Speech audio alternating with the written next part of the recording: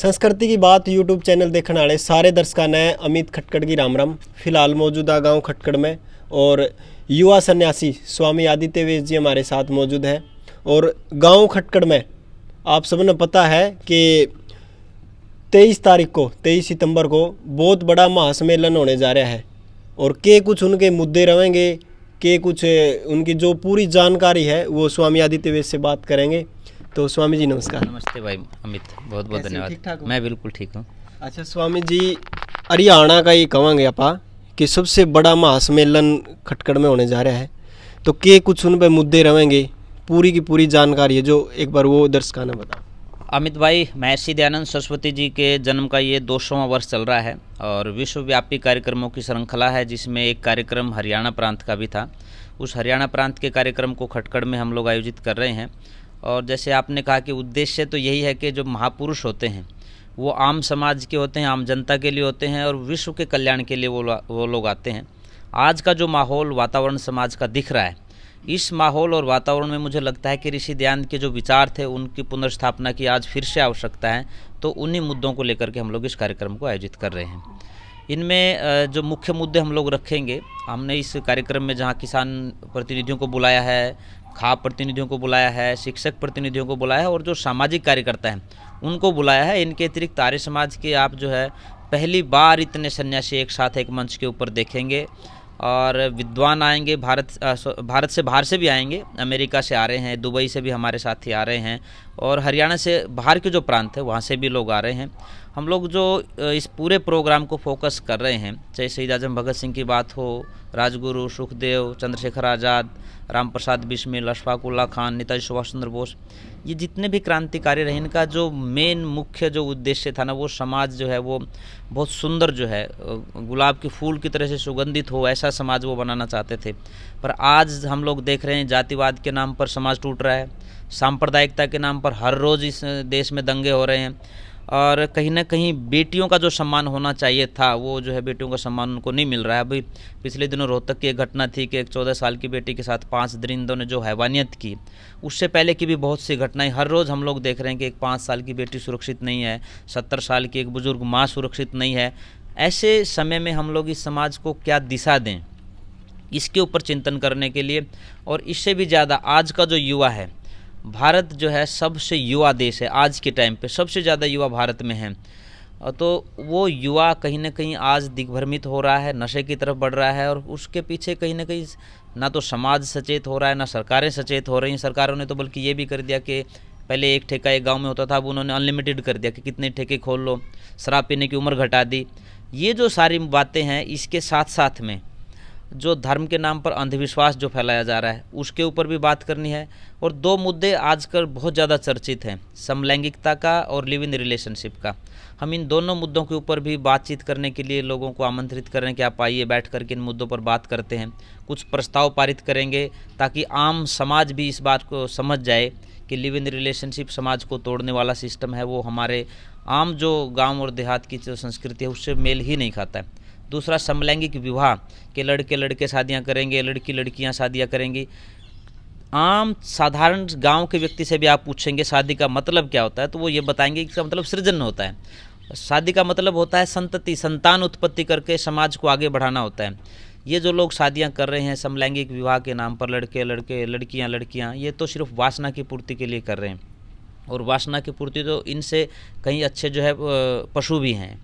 तो ये एक समाज के ऊपर कहीं कलंक जो है वो स्थापित ना हो जाए, इस मुद्दे के ऊपर भी हम लोग बात करने के लिए खाप प्रतिनिधियों को भी और जो आम समाज में जो चौधरी हैं उनको भी पूरी सरदारी को बुला करके बात कर रहे हैं। और यहाँ प्रस्ताव जो पास करेंगे उनको फिर चाहे केंद्र सरकार को देने की बात हो, चाहे राष्ट्रपति को देने की बात हो, चाहे आम आदमी का दरवाज़ा खटखटा करके कहने की बात हो कि सरकारें या कानून जो बनेंगे वो बात की बात है, पर आम समाज जो है वो इससे सचेत रहे। ये हम लोग इसके सम्मेलन में जो है रख रहे हैं। अच्छा स्वामी जी, लगातार हम सामाजिक बुराइयों पे बात कर रहे हैं, बहुत सारी सामाजिक बुराई है जो समाज ने खोखला करने लग रहा है। लेकिन एक सवाल आवे यहाँ से निकल गए कि इसका जिम्मेवार कौन है इन चीज़ों का, जो ये सामाजिक बुराइयाँ लगातार बढ़ती जाने लग रही हैं, जिम्मेदार कौन, आपको क्या मानो इस चीज़ में? आप कुछ लोग प्रयास करते हैं आंकड़े बदलने के लिए और हम लोग प्रयास करें मानसिकता बदलने के लिए। लोगों की जो आज मानसिकता है वो दोषी है चाहे नशे की बात हो, नशे के लिए भी लोगों की मानसिकता दोषी है। कहीं ना कहीं वो अपने आप को ना एक स्टेटस सिंबल बना करके शराब पीना स्टार्ट कर देंगे या माहौल बना करके इस तरह की नशों की गिरफ्त में आ जाते हैं। उसके साथ साथ जो दूसरी जो समस्याएं हैं उसके लिए मैं दोषी समाज को भी मानता हूं और सरकारों को भी मानता हूं, और प्राथमिक रूप से सरकारों को। यदि सरकार कानून को सख्ती से लागू करती है और समाज उसको सपोर्ट करता है तो वो चीज़ समाज में जल्दी स्थापित हो जाती है। उन दोनों में ही कहीं ना कहीं लीकेज है, दोनों ही अपनी जिम्मेदारियां कहीं ना कहीं कम समझ रहे हैं, और उसका दुष्परिणाम ये आज जो है देखने को मिल रहा है। कोई भी आम गांव देहात की बेटी जब स्कूल में पढ़ने के लिए जाती है तो कोई भी माँ बाप दिल पे हाथ रख के ये नहीं कह सकता कि शाम को बेटी सुरक्षित वापस आ जाएगी। दूसरी बात, वो पहले एक सिस्टम होता था कि हम अपने घरों में देखते थे, जब शादी बारात में 50 किलोमीटर दूर भी जाते थे तो वहाँ जा कर के पूछते थे, जब बैठते थे वेदी के ऊपर, कि हमारे गांव की कोई बेटी हो, हमारे गांव की भांजी हो। उसके बाद कहते नहीं, हमारे गोत्र की कोई बेटी हो, हमारे गोत्र की कोई भांजी हो। मिल जाती थी तो उसको 10-20-100 रुपये दे करके आते थे, इतना सम्मान उनका करते थे। आज गांव में जो है बेटियां जो है लड़का लड़की हाथ मिला करके भाग जाते हैं, बाद में फिर पंचायतें भी होती हैं और बहुत कुछ चीज़ें होती हैं। तो बच्चों को संभालने की जिम्मेदारी परिवार की भी है, समाज की भी है और सरकार की भी। मैं सरकार की ज़्यादा मानता हूँ क्योंकि उसके हाथ में कानून का डंडा होता है। अच्छा स्वामी जी, ये तो रही इनकी जो जिम्मेवार है, आपने बताया, लेकिन इनका जो समाधान है ना, समाधान क्या रहेगा? समाधान के लिए हम लोग ये सम्मेलन कर रहे हैं 23 सितंबर 2023 को खटखर टोल के ऊपर, जो जींद जिले में है, हरियाणा प्रांत में है। समाधान के लिए समाज को मिल कर के बैठना होगा, चिंतन करना होगा कि हमें समाज को सुधारना कैसे है। और बहुत ज़्यादा मुश्किल नहीं है। जब आम समाज जो है, चैरिटी बिगेन्स एट होम, एक ये कहावत है कि अच्छाई की शुरुआत घर से होती है। जब आम समाज जो है अपने घर से इस अच्छाई की शुरुआत कर देगा तो समाज धीरे धीरे बदलना प्रारंभ हो जाएगा। एक घर बदलेंगे, दूसरा घर बदलेंगे, उसके बाद गांव बदलेगा, गांव के बाद शहर बदलेगा, शहर के बाद पूरा समाज बदलेगा और देश बदलेगा। ये एक प्रोसेस है, परंतु प्रयास सबको करना पड़ेगा। जैसा मैंने पहले कहा, आर्य समाज तो पहले से कर रहा है।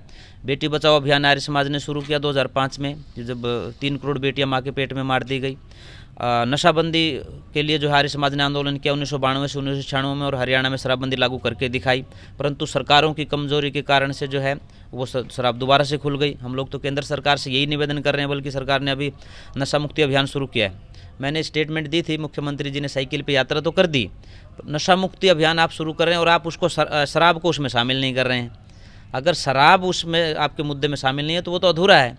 आज नौजवान जो है वो शराब ने बर्बाद कर रखा है और शराब आपके नशा मुक्ति अभियान का हिस्सा नहीं है, तो ये अधूरा आंदोलन नहीं चलेगा।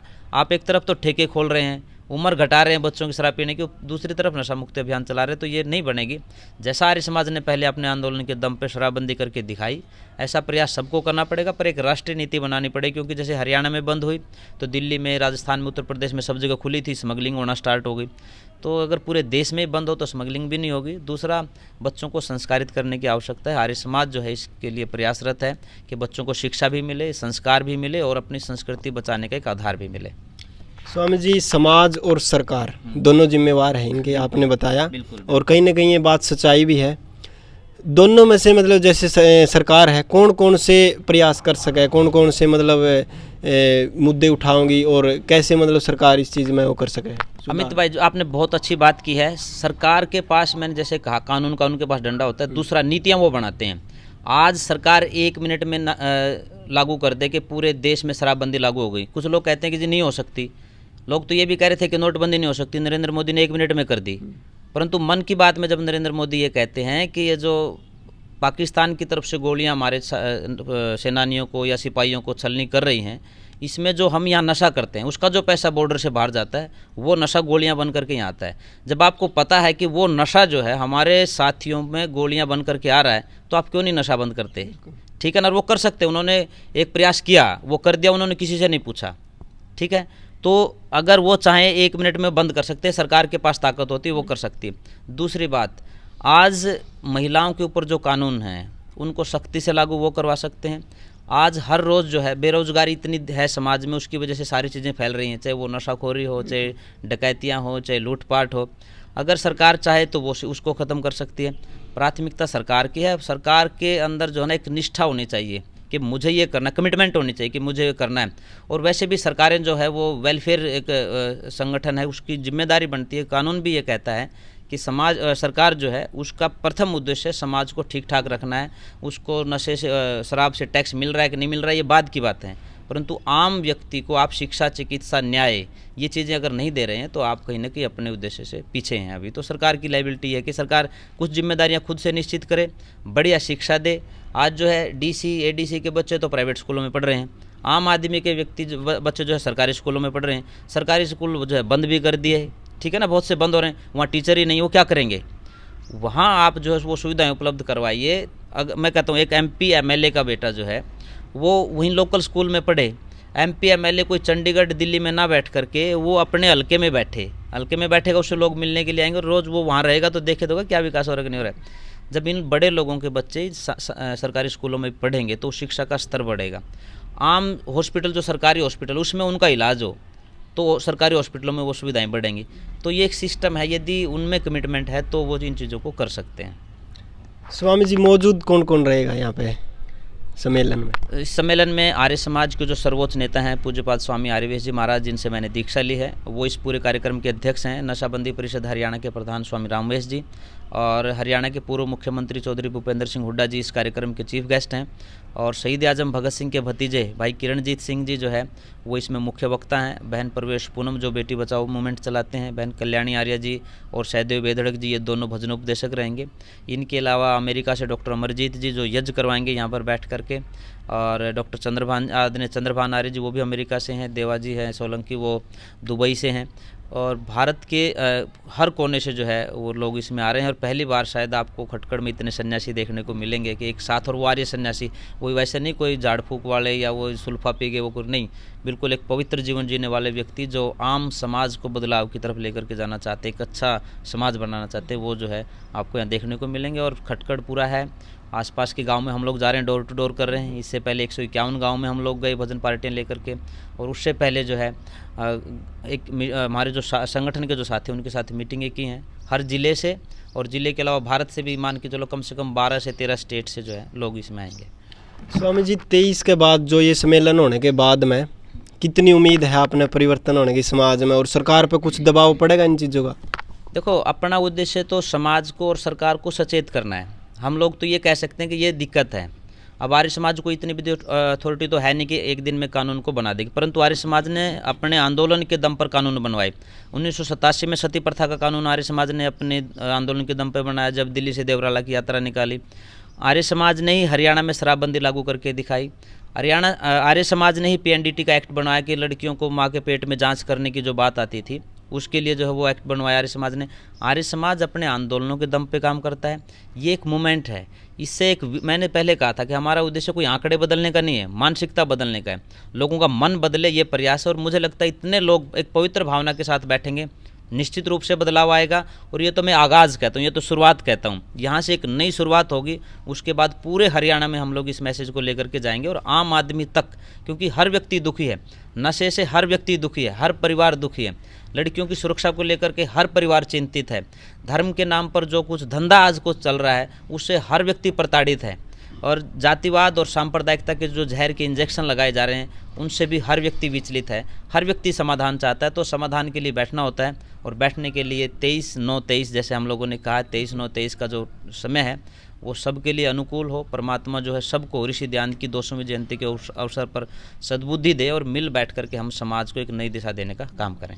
बहुत बहुत धन्यवाद स्वामी जी। भाई आप सब ने परिवार के समेत 23 तारीख को खटकड़ टोल पर ज़रूर पहुंचना है, और वीडियो ना आप ज़्यादा से ज़्यादा शेयर कर दियो। जय जवान जय किसान।